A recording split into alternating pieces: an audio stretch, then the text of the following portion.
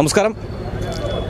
63ാമത് Kerala school കലോത്സവം ഏഷ്യയിലേക്കും തന്നെ ഏറ്റവും വലിയ കലാമാമാങ്കമായി തന്നെ അറിയപ്പെടുന്ന, അനുഭവിക്കാൻ കഴിയുന്ന ഉത്സവമാണ് ഇനിയുള്ള ദിവസങ്ങളിൽ ജനുവരി 4-ാം തീയതി മുതൽ 8-ാം തീയതി വരെ തലസ്ഥാന നഗരിയിൽ അരങ്ങേറാൻ പോകുന്നത്. അതിൻ്റെ അവസാനവട്ട ഒരുക്കങ്ങളൊക്കെ തന്നെ ഇവിടെ പൂർത്തീകരിച്ചു വരികയാണ്. പണികൾ, അവസാന മിനുക്കുപണികളൊക്കെ തന്നെ നടന്നു വരികയാണ്. മന്ത്രിമാരും MLA-മാരും ജില്ലാ കളക്ടറും അടക്കം നിരവധി ആളുകൾ ഇത് വീക്ഷിക്കാനും പുരോഗതി വിലയിരുത്താനുമായി എത്തിക്കൊണ്ടിരിക്കുകയാണ്. കുട്ടികളടക്കം വലിയ ആഹ്ലാദത്തിലാണ്. ഇനിയുള്ള ദിവസം ഒരു മാമാങ്കം തന്നെയായിരിക്കും, കലാമാമാങ്കം തന്നെയായിരിക്കും തലസ്ഥാനത്ത് ഉണ്ടാകാൻ പോകുന്നത്. അതിൻ്റെ വ്യക്തമായ ചിത്രങ്ങളും ദൃശ്യങ്ങളും അടങ്ങുന്ന റിപ്പോർട്ടുകൾ അടുത്ത ദിവസം പ്രേക്ഷകർക്ക് തന്നെ കാണാൻ സാധിക്കുന്നതാണ്. ഇതേക്കുറിച്ചുള്ള വിശദാംശങ്ങൾ പ്രമുഖർ നമ്മോടൊപ്പം പങ്കുവയ്ക്കുന്നുണ്ട്.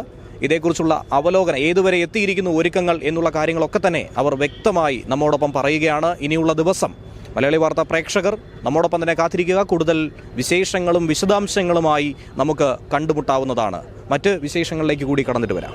കലോത്സവ നഗരിയിൽ നിന്നും ഇതേക്കുറിച്ചുള്ള കൂടുതൽ വിശേഷങ്ങൾ നമുക്ക് ചോദിച്ചറിയാം. പാറശാല MLA കൂടിയായിട്ടുള്ള CK ഹരിയിൽ നിന്നും. സർ, എങ്ങനെയാണ് ഈ ഒരുക്കങ്ങളൊക്കെ നടക്കുന്നത്? ഏത് ഘട്ടം വരെയായി ഒരുക്കങ്ങൾ?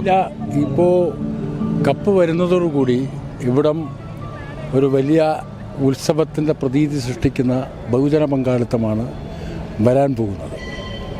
വിവിധ സബ് കമ്മിറ്റികളുടെ നേതൃത്വത്തിൽ എല്ലാ ഒരുക്കങ്ങളും പൂർത്തിയായി വരികയാണ്. തുടക്കമെന്ന നിലയിൽ മീഡിയ സ്റ്റാളുകളുടെ ഉദ്ഘാടനം ബഹുമാനപ്പെട്ട മന്ത്രി, വിദ്യാഭ്യാസ മന്ത്രി നിർവഹിച്ചു കഴിഞ്ഞു. ഇതിനാവശ്യമായിട്ടുള്ള വെൽഫെയർ ഇവിടെയാണ്, അതും ഇപ്പോൾ ഉദ്ഘാടനം ചെയ്ത് കഴിഞ്ഞു. ഇനി മറ്റു വേദികളുടെ ഉദ്ഘാടനങ്ങൾ നടക്കണം. ഇത് പ്രധാനപ്പെട്ട വേദിയാണ്. മറ്റു വേദികൾ ഭക്ഷണം പുത്തരിക്കണ്ട മൈതാനിയിലാണ്. ഇതേപോലുള്ള ഒരു വലിയ ഹാളാണ്. 4000 പേർക്ക് ഭക്ഷണം കഴിക്കാൻ കഴിയുന്ന നിലയിലുള്ള വേദിയാണ് ഭക്ഷണശാല എന്ന നിലയിൽ ഒരുക്കിയിട്ടുള്ളത്. പഴയിടം തന്നെയാണ്. പഴയിടം. അതോടൊപ്പം വിവിധ വേദികളിലായിട്ടാണ് ഈ കലാമത്സരങ്ങൾ നടക്കുന്നത്. ആ വേദികളിലും ഇതേപോലുള്ള തയ്യാറെടുപ്പ് നടത്തിയിട്ടുണ്ട്.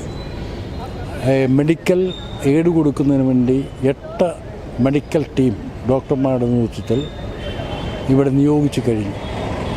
മെഡിക്കൽ എയ്ഡ് കൊടുക്കുന്നതിന് വേണ്ടി താൽക്കാലികമായി ഒരു ഹെൽത്ത് ഇൻസ്പെക്ടറുടെ നേതൃത്വത്തിൽ ഒരു നഴ്സ്, ഒരു മിഡ് ലെവൽ സർവീസ് പ്രൊവൈഡർ, ആവശ്യമായ മെഡിസിൻ ഇവയടക്കം ഓരോ സ്ഥലത്തും നിയോഗിച്ചു കഴിഞ്ഞു. നാളെ രാവിലെ മുതൽ അതിൻ്റെ പ്രവർത്തനം ആരംഭിക്കും. 8 ആംബുലൻസിൻ്റെ സൗകര്യം ഒരുക്കിയിട്ടുണ്ട്. അത് പ്രധാന സ്റ്റേജിലും ഭക്ഷണ വേദികളിലും. പുറമേ അക്കോമഡേഷൻ നടത്തുന്ന സ്കൂളുകളിൽ ആവശ്യമായ മെഡിക്കൽ സൗകര്യങ്ങളും ആംബുലൻസും എല്ലാം ഒരുക്കി കഴിഞ്ഞു. ഫയർ ആൻഡ് സേഫ്റ്റിയുടെ നേതൃത്വത്തിൽ വാഹനങ്ങളുമായി അവർ നാളെ രാവിലെ ഇവിടെ എത്തിച്ചേരും. ആ നിലയിൽ പിന്നെ മാലിന്യങ്ങൾ അപ്പം തന്നെ മാറ്റുന്നതിന് വേണ്ടി കോർപ്പറേഷനിലെ ഒരു ഹെൽത്ത് വിങ്, അതിൻ്റെ പ്രവർത്തനങ്ങൾ നാളെ രാവിലെ മുതൽ ആരംഭിച്ചു കഴിയും. ഹരിതകർമ്മസേന പ്രധാനപ്പെട്ട ഈ വേദിയിൽ തന്നെ 100-ൽ വരുന്ന ഹരിതകർമ്മസേന പ്രവർത്തകർ ഇവിടെ തന്നെ ഉണ്ടാവും. മാലിന്യങ്ങളുണ്ടായാൽ അപ്പം തന്നെ നിർമ്മാർജ്ജനം ചെയ്യാനുള്ള സംവിധാനം സജീവമായി ഒരുക്കിയിട്ടുണ്ട്. കുടിവെള്ളത്തിൻ്റെ പ്രശ്നം പൂർണ്ണമായും ഒരുക്കിക്കഴിഞ്ഞു. കുടിവെള്ളം വെറുതെ കൊടുക്കുകയല്ല, ട്രീറ്റ് ചെയ്ത വെള്ളമാണ് കൊടുക്കുന്നത്, ശുദ്ധജലമാണ് കൊടുക്കുന്നത്. അത് ചൂടുവെള്ളം ആവശ്യമുള്ളവർക്ക് ചൂടുവെള്ളം, തണുത്ത വെള്ളം വേണമെന്നുള്ളവർക്ക് തണുത്ത വെള്ളം, നോർമൽ വെള്ളം വേണമെന്നുള്ളവർക്ക് നോർമൽ വെള്ളം. ആ നിലയിൽ 3 കാറ്റഗറി തിരിച്ചുള്ള കുടിവെള്ളമാണ് കൊടുക്കാൻ ഉദ്ദേശിക്കുന്നത്. ആ നിലയിൽ എന്തുകൊണ്ടും ഈ വരുന്ന കുട്ടികളെ, പ്രതിഭകളെ, മത്സരാർത്ഥികളെ, അവരുടെ രക്ഷിതാക്കളെ, ബഹുജനങ്ങളെ സ്വീകരിക്കാനുള്ള എല്ലാ തയ്യാറെടുപ്പും നടത്തിക്കഴിഞ്ഞു. അതിൻ്റെ അവസാന ഒരുക്കങ്ങളിലേക്ക് സ്വാഗത സംഘം മുന്നോട്ട് പോവുകയാണ്.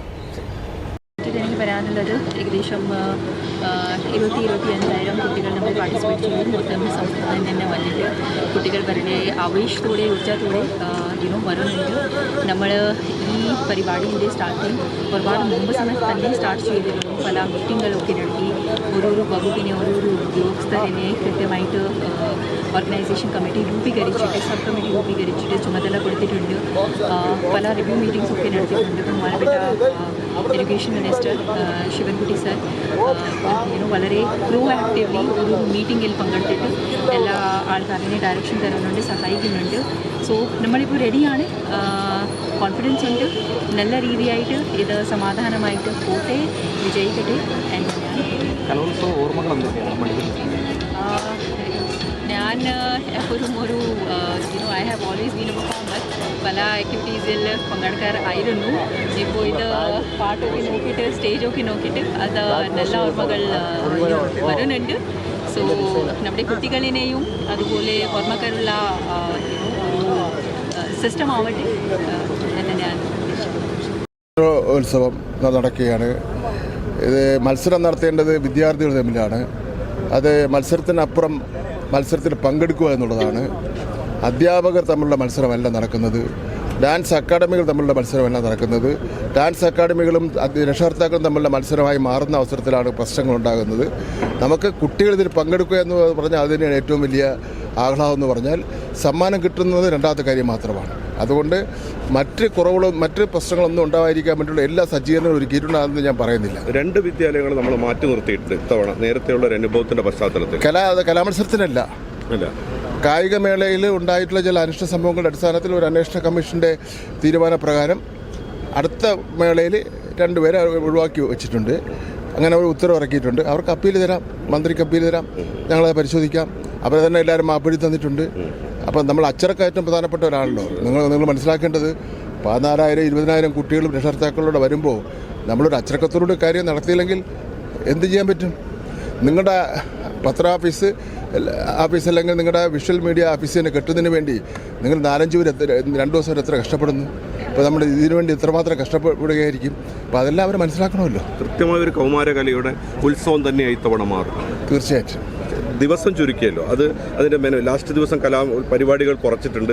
കൃത്യസമയത്ത് തീരാനുള്ള എല്ലാ സാധ്യതയുണ്ട്. കാരണം പക്ഷേ എന്നാലും അപ്പീലുകളുടെ വരവ് എങ്ങനെയാണെന്ന് പറയാൻ വേണ്ടി പറ്റും. അത് സമയത്തിൽ താളം പറ്റും.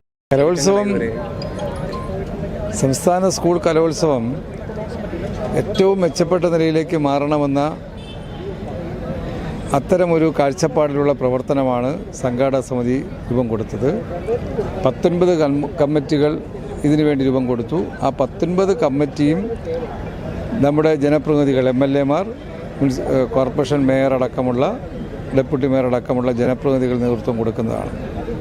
ഓരോ കമ്മിറ്റിയും അവരുടെ തനതായിട്ടുള്ള നല്ല പ്രവർത്തനങ്ങൾ, എല്ലാ കമ്മിറ്റികളും പൊതുവിൽ ഈ കലോത്സവം വിജയിപ്പിക്കാൻ വളരെ സജീവമായി രംഗത്ത് വന്ന അനുഭവമാണ് കാണാൻ കഴിയുന്നത്.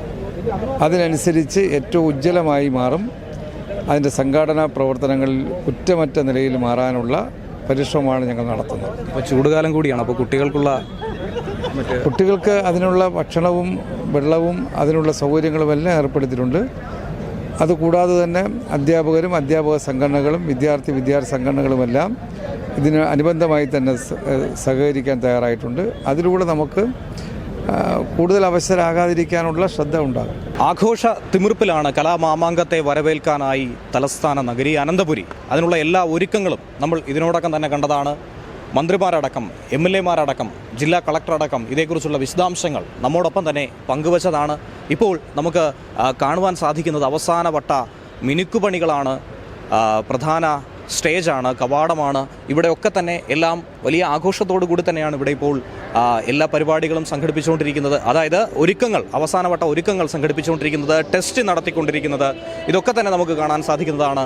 വിദ്യാഭ്യാസ വകുപ്പ് മന്ത്രി വി ശിവൻകുട്ടി, അതോടൊപ്പം ഭക്ഷ്യവകുപ്പ് മന്ത്രി GR അനിൽ എന്നിവരൊക്കെ നേരിട്ട് കണ്ട് കാര്യങ്ങൾ വിലയിരുത്തിയിട്ടുണ്ട്. എല്ലാവിധ നിർദ്ദേശങ്ങളും ഇവിടെ നൽകുന്നുണ്ട്. ജില്ലാ കളക്ടർ അടക്കം സ്റ്റേജിൻ്റെയും മറ്റും കാര്യങ്ങൾ നേരിട്ടെത്തി വിശകലനം ചെയ്തുകൊണ്ട് എന്തൊക്കെയാണ് ഇനി മാറ്റങ്ങൾ വേണ്ടത്, എന്തൊക്കെയാണ് ഇനി പരിശോധിക്കാനുള്ളത്, എല്ലാ കാര്യങ്ങളും കൃത്യമായി തന്നെ അവലോകനം ചെയ്തുകൊണ്ട് കുറ്റമറ്റ രീതിയിൽ യാതൊരു തരത്തിലുള്ള ഒരു ബുദ്ധിമുട്ട് സൃഷ്ടിക്കാത്ത രീതിയിൽ വളരെ മനോഹരമായി ഈ 5 ദിവസവും മുന്നോട്ട് പോകാനുള്ള എല്ലാ ഒരുക്കങ്ങളും തന്നെയാണ് ഇവിടെ നടന്നുകൊണ്ടിരിക്കുന്നത്.